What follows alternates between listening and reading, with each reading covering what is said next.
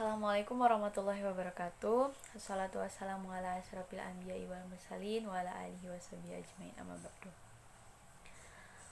Segala puji bagi Allah Subhanahu wa taala yang mana berkat rahmat, nikmat dan berkatnya lah saya dapat menyampaikan kultum saya pada siang hari kali ini.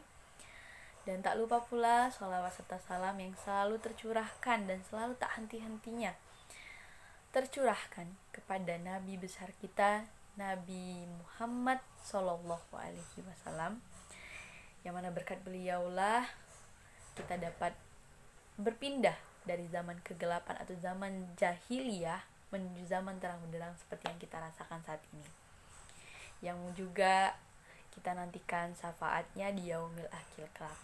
Amin ya rabbal alamin. Sebelum saya melanjutkan pembahasan saya pada siang kali ini, izinkan saya memperkenalkan diri. Nama saya Sally Oktarina dengan NIM 2011101019. Nah, di sini saya akan membahas tentang apa saja sih yang bisa diteladani dari salah satu tokoh besar Muhammadiyah. Siapakah dia? Yaitu adalah Profesor Ahmad Syafi'i Ma'arif, yang mana beliau ini sangat luar biasa sekali, teman-teman. Dilihat dari karya yang beliau hasilkan, jasa-jasa yang beliau berikan, dan juga latar belakang pemikiran pendidikannya juga itu luar biasa. Baik, sebelum kita membahas lebih lanjut, mari kita mengenal secara latar belakang terkait Ahmad Syafi'i Ma'arif ini. Baik, sebelum itu beliau itu dikenal dengan Buya Syafi'i dan lahir di Sumur Kudus 31 Mei 1935. Nah, beliau memiliki istri yang bernama Hajah Nur Khalifah. Kemudian profesi beliau sebagai dosen, aktivis, sejarawan, negarawan. Luar biasa sekali ya, aktivis, sejarawan, itu luar biasa. Kemudian untuk latar belakang pendidikannya, beliau bersekolah di Madrasah Mualimin Yogyakarta, kemudian BA Fakultas Sejarah dan Kebudayaan Universitas Cokroaminoto Surakarta, kemudian S1-nya jurusan sejarah di IKIP Yogyakarta atau IKIP Yogyakarta, S2 jurusan sejarah di Ohio University, kemudian S3 pemikiran Islam di Universitas Chicago. Wah, sungguh luar biasa ya, beliau sudah menempuh 2 pendidikan di luar negeri, itu luar biasa sekali. Kemudian beliau itu merupakan seseorang yang terlahir di antara 15 bersaudara, yang mana dari satu ayah namun tidak satu ibu. Nah, ayahnya beliau sendiri adalah seorang saudagar Gambia. Namun ketika beliau berumur 1,5 tahun, ibunya Patiah meninggal dunia sehingga beliau dititipkan kepada bibinya yang bernama Bainah. Nah, kemudian beliau pada tahun 1942 dimasukkan ke sekolah rakyat di Sumur Kudus. Nah, sepulangnya sekolah, panggilan kecil dari beliau ini adalah PI ya. Jadi beliau ini sering akrab dipanggil PI di daerah kelahirannya. Nah, sepulang sekolah, PI semasa kecil belajar agama ke sebuah madrasah Itibadiyah Muhammadiyah pada sore hari, kemudian pada malamnya mengaji di surau yang berada di dekat dengan tempat tinggalnya. Seperti umum anaknya laki-laki di Minangkabau, pada masa itu pendidikan di sekolah rakyat yang seharusnya diselesaikan dalam waktu 6 tahun, namun dapat diselesaikan dalam waktu 5 tahun.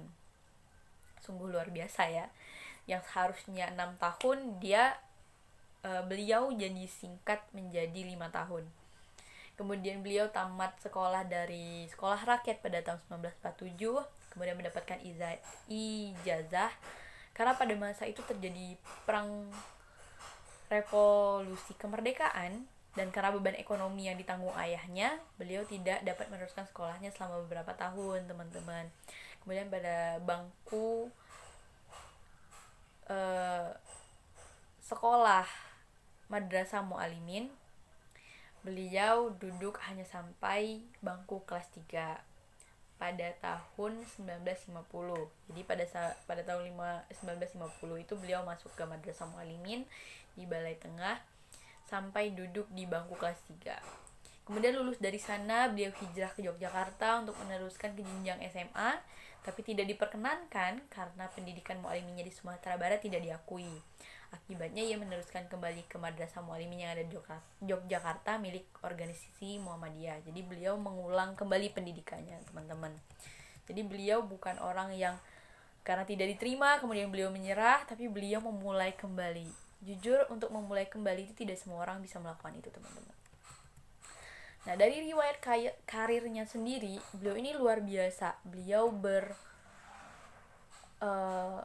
kontribusi menjadi guru di sekolah Muhammadiyah dan sekolah-sekolah lainnya, juga menjadi seorang dosen, menjadi asisten dosen juga, pernah menjadi profesor tamu di Universitas of Loa. Itu luar biasa sekali, teman-teman.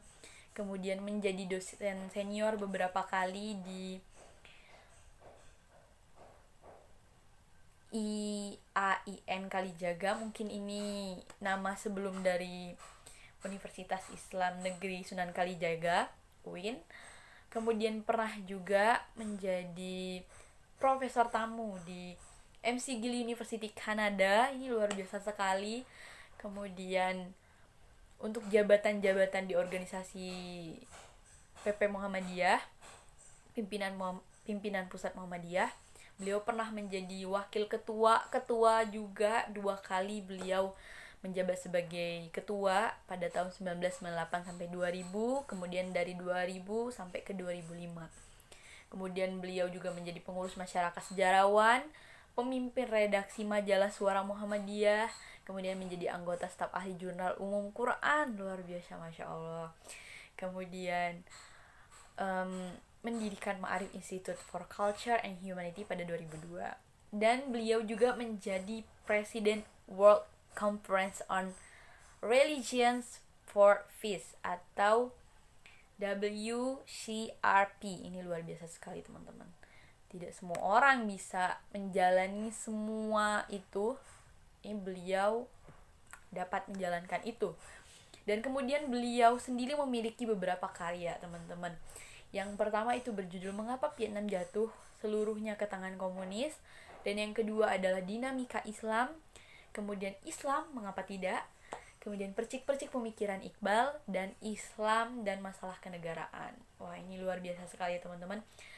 Ada beberapa poin yang dapat kita pelajari dari Profesor Ahmad Syafi'i Ma'arif ini adalah poin pertama, tidak pernah berhenti belajar, dan ketika kita memiliki ilmu jangan lupa mengajarkan ilmu itu kepada orang-orang lain. Dan juga banyak hal juga, dan juga jangan pernah berhenti untuk berusaha, teman-teman. Jadi teman-teman, saya rasa cukup. Wassalamualaikum warahmatullahi wabarakatuh.